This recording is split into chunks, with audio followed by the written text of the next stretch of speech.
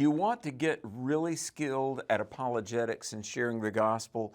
Then become an observer of people's presuppositions. Hi, Alex McFarland here. You know, when I'm talking with people about the gospel, especially those that really have kind of an antithesis to church or just an aversion to God, I really try to listen to what their presuppositions are, because very frequently people have these assumptions and these biases, presuppositions, things they presuppose that are very contradictory. And I'm going to give you the 4 most common presuppositions of the people that are kind of militant in their unbelief. One is a demand for rationality in a world without objective truth.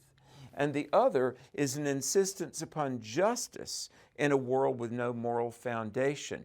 And another is rationality in a completely naturalistic world. And then also, let's just say this assumption, it's all about the nihilism. Now let me talk about this.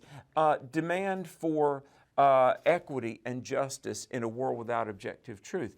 People say, well, you know, bad stuff happens, therefore there must not be a God. But without a God that is the ultimate standard of righteousness and justice, you really don't have any meaningful way to measure what's good or bad, true or false. Now, very quickly, an atheist will say something like, oh, well, I'm for what's good for all people.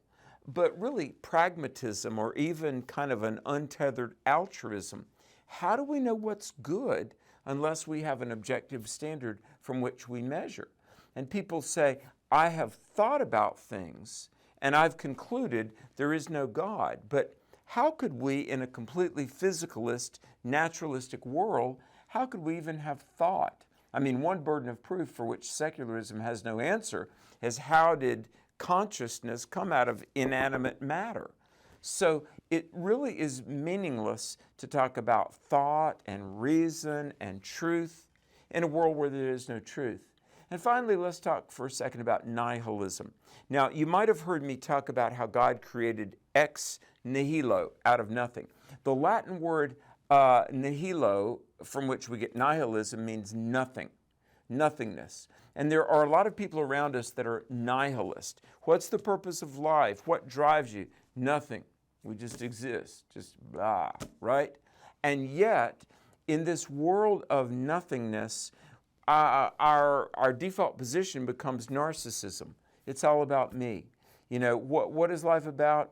Me feeling good, me doing what I want to do, my way, my agenda, and it leaves us empty. It leaves us searching. It's like C.S. Lewis said in his book, Surprised by Joy. C.S. Lewis said, in Mere Christianity and Surprised by Joy, he said, on the one hand, C.S. Lewis, I maintain that God did not exist.